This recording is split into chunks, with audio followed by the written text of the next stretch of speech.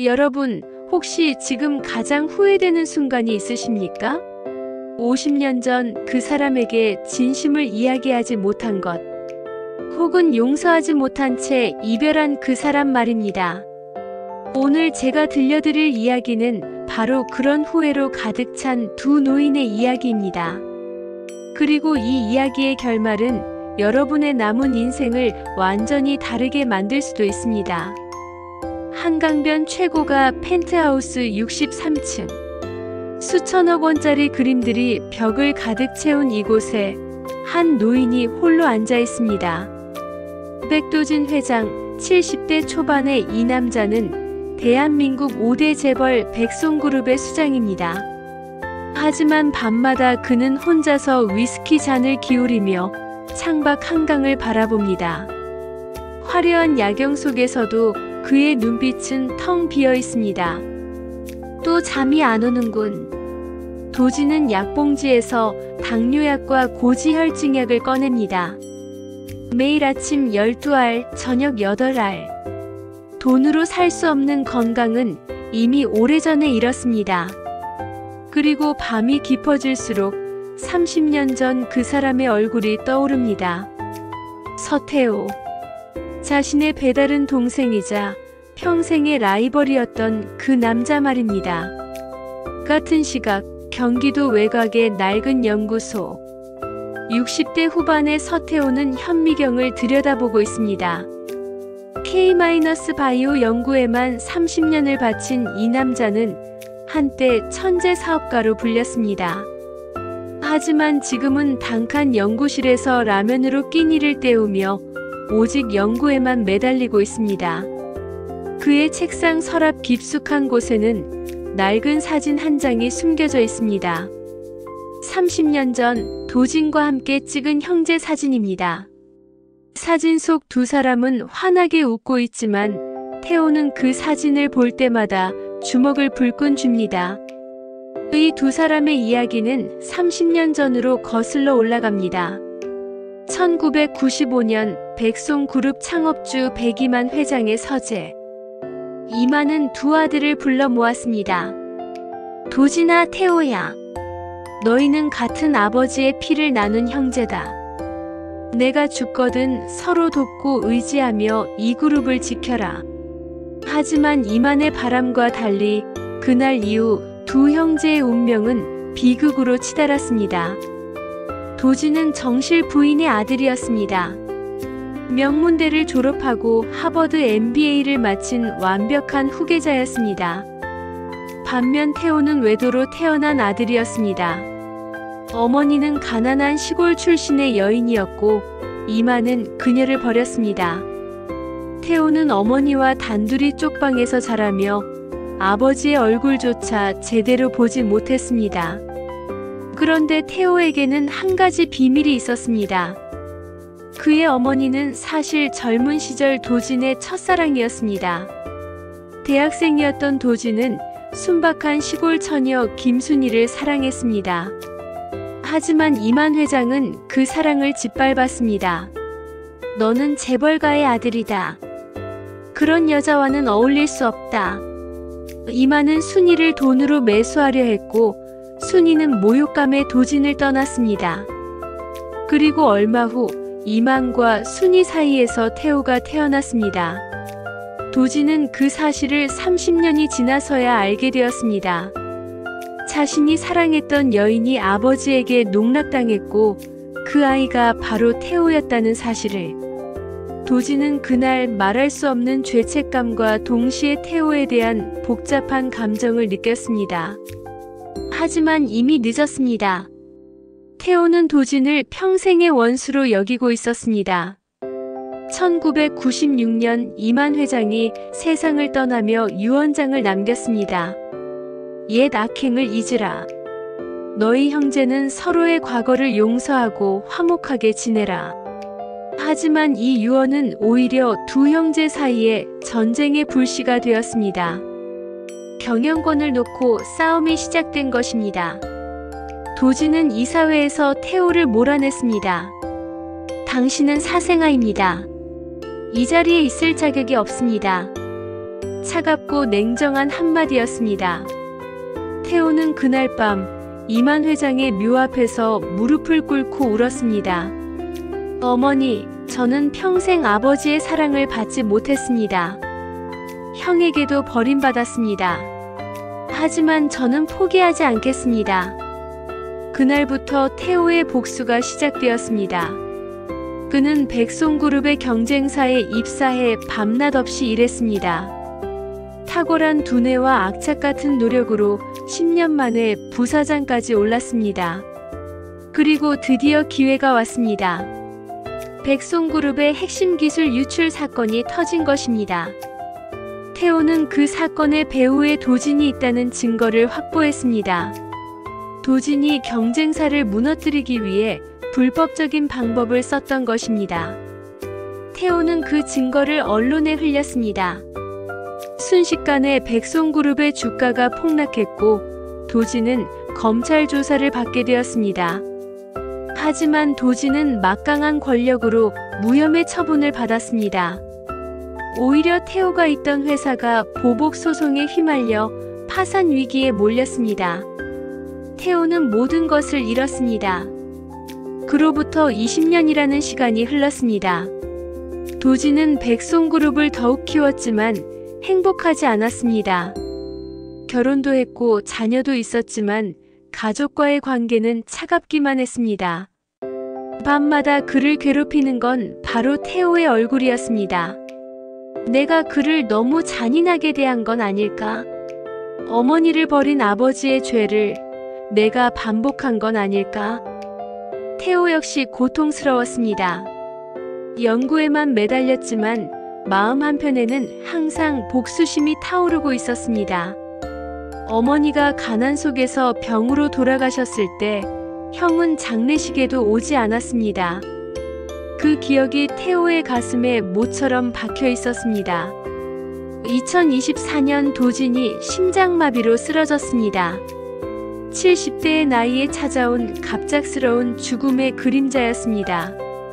병원 중환자실에서 깨어난 도진은 자신의 시간이 얼마 남지 않았음을 직감했습니다. 의사는 조심스럽게 말했습니다.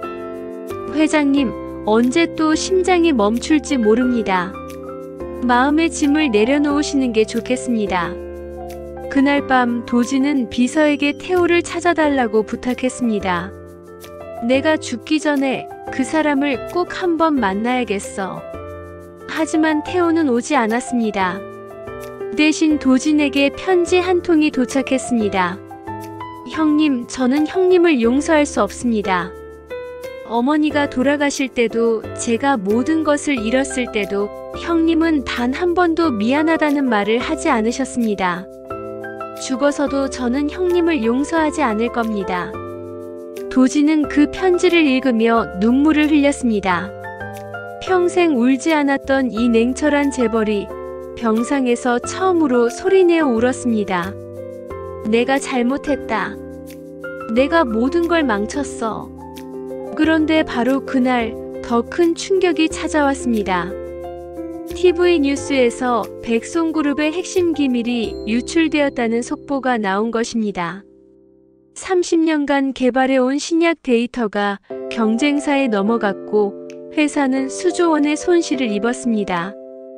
범인은 바로 태호였습니다.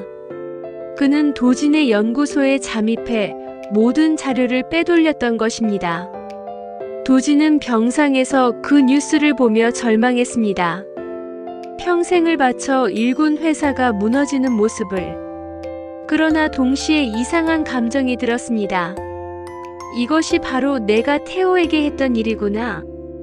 그의 인생을 무너뜨렸던 것처럼 이제 그가 내 인생을 무너뜨리는구나.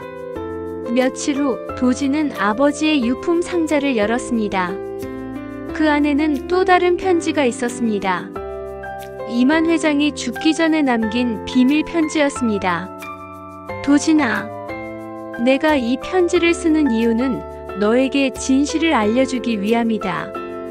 태호의 어머니 순이는 내가 사랑했던 여인이었다. 나는 너희의 사랑을 빼앗았고 순이를 농락했다. 그것이 내 평생의 죄다.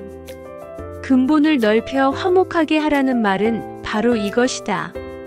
내가 태호를 용서하는 것이 아니라 태호가 우리 가문을 용서할 수 있도록 만들어라. 그의 꿈을 지켜주고 그의 어머니가 받았던 상처를 내가 치유해 주어라. 그것이 진정한 화목이다. 도지는 그 순간 모든 것을 깨달았습니다. 자신이 평생 복수와 미움 속에서 살았다는 것을. 그리고 이제는 정말로 모든 것을 내려놓을 때가 되었다는 것을. 도지는 비서를 불렀습니다. 내 개인 재산의 절반을 태호의 연구소에 투자하게. 그리고 태호에게 이 편지를 전해주게. 도지는 떨리는 손으로 편지를 썼습니다. 태호에게. 나는 평생 형으로서의 책임을 다하지 못했습니다. 당신의 어머니에게도 당신에게도 미안합니다. 이제 남은 시간이 얼마 없는 이 늙은 형이 마지막으로 당신의 꿈을 지켜주고 싶습니다. 당신의 연구가 세상을 구하는 그날까지 제가 도와드리겠습니다. 부디 용서해 주십시오. 한 달 후 태호는 자신의 연구소 계좌에 엄청난 금액이 입금된 것을 확인했습니다. 그리고 도진의 편지를 읽었습니다. 태호는 편지를 읽으며 오랫동안 아무 말도 하지 못했습니다.